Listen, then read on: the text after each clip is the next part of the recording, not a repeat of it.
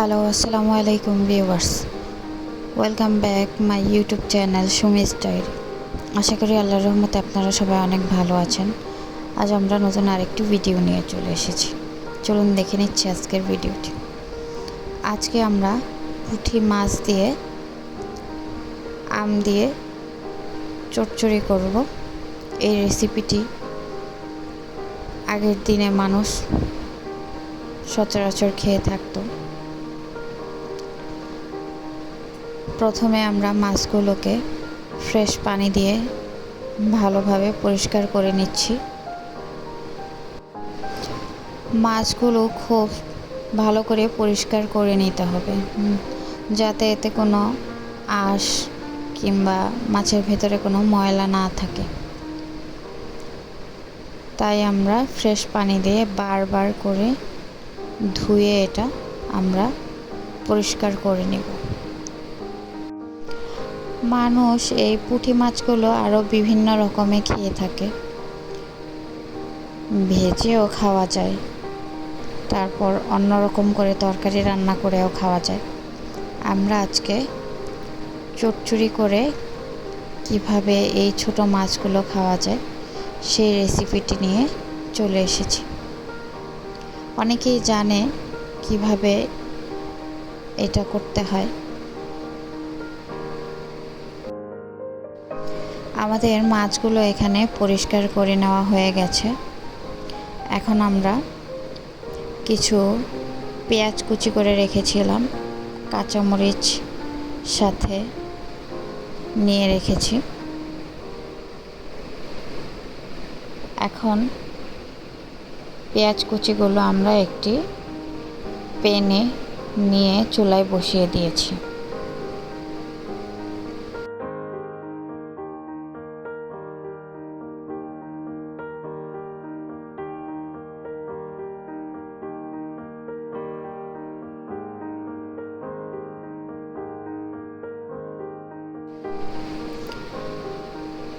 আমরা এখন আমাদের এই পেঁয়াজ কুচিগুলোর সাথে আমাদের পুঁটি মাছগুলো দিয়ে এর সাথে বাকি যে মশলাগুলো আছে ওগুলো অ্যাড করে ভালোভাবে মিশিয়ে নেব।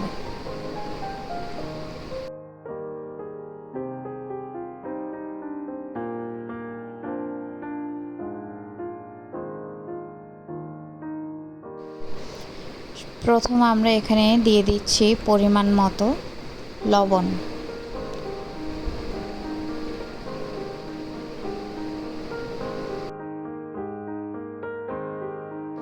এরপর আমরা মরিচের গুঁড়ো দিয়ে দিচ্ছি। আমরা এখানে আরও অ্যাড করে নিচ্ছি ধনিয়া গুঁড়ো। সামান্য পরিমাণ এখানে আমরা আরও অ্যাড করে নিচ্ছি হলুদের যে গুঁড়োটা সেটা। এর সাথে এখানে আমরা কিছু পরিমাণ তেল দিয়ে এটাকে ভালোভাবে মেখে মিক্স করে নিব একসাথে। পেঁয়াজ কুচিগুলো সাথে একদম ভালোভাবে মিক্স করে নিচ্ছি।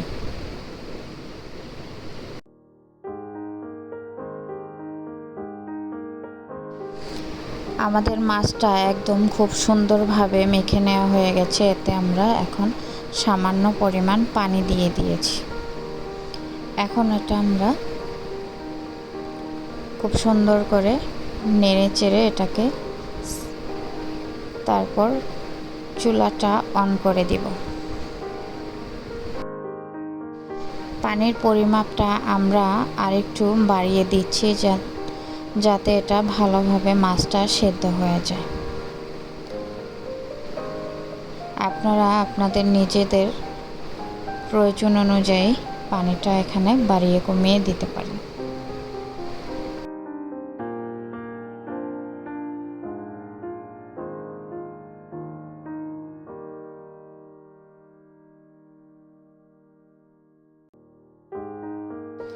আমরা এখন রান্না করার জন্য এটা চুলাটা অন করে দিয়ে দিয়েছি। আমাদের মাছটা কিছুটা বলক চলে এসেছে, দেখুন ভিউয়ার্স। আমরা ঢাকনা দিয়ে এটা ঢেকে দিয়েছি। আপনারা চাইলে এটা ভিন্ন রকমেও আপনারা রান্না করতে পারেন। সেটার জন্য হয়তো বা তেল দিয়ে তারপর মাখানো মাছটাকে এটাতে দিয়ে তারপর রান্না করা যায়। আমরা এটা এভাবে একবারে মেখে তারপর বসিয়ে দিয়েছি।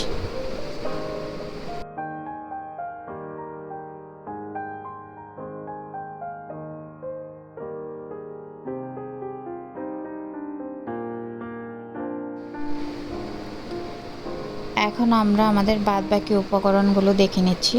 এখানে হচ্ছে ধনিয়া পাতা কুচি, আর তার সাথে এখানে আমরা কিছু আম কেটে পিস করে রেখেছিলাম, ওই আমগুলো।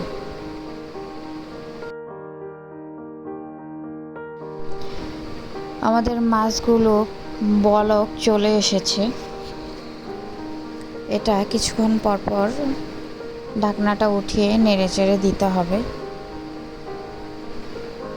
যেন ভালোভাবে সবগুলো মাছ পুরোপুরি সিদ্ধ হয়। আমরা এটা হালকাভাবে নেড়েচেড়ে দিচ্ছি। এখন আমরা আমাদের যে আমগুলো রেখেছিলাম ওগুলো এই মাছে ভালো করে সুন্দর করে দিয়ে দিচ্ছি। উপরেই দিয়ে দিলে এটা ঢাকনা দিয়ে ঢেকে দিলে ভালোভাবে সেদ্ধ হয়ে যাবে।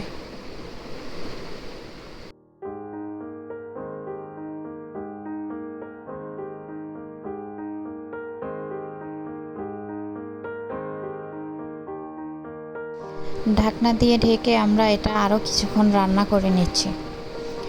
এখন আমরা এতে আমাদের যে ধনিয়া পাতা কুচিগুলো ছিল ওগুলো উপর দিয়ে ছিটিয়ে দিয়ে দিচ্ছি, কারণ রান্নাটা প্রায় হয়ে এসেছে।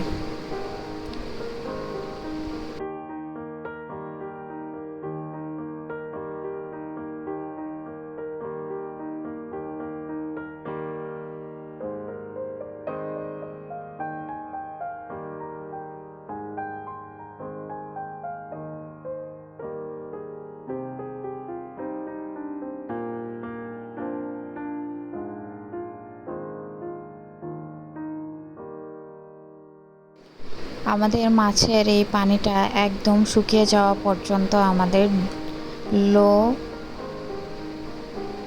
আঁচে রেখে রান্না করতে হবে। দেখুন ভিউয়ার্স, আমাদের মাছের পানিটা একদম শুকিয়ে গেছে।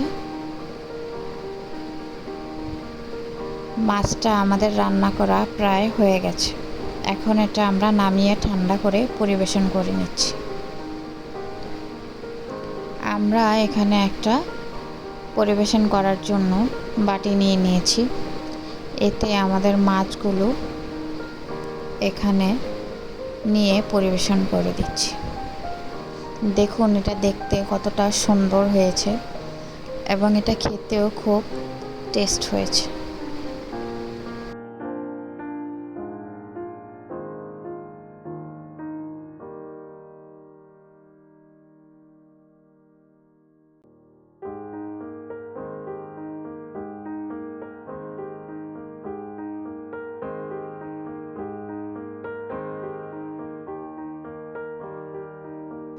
অনেক আগে আমরা এটা আমাদের দাদি নানিদের এভাবে রান্না করে খেতে দেখতাম, সচরাচর এখন দেখা যায় না।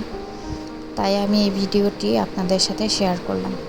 আমার ভিডিওটি ভালো লাগলে অবশ্যই লাইক, কমেন্ট, শেয়ার করবেন।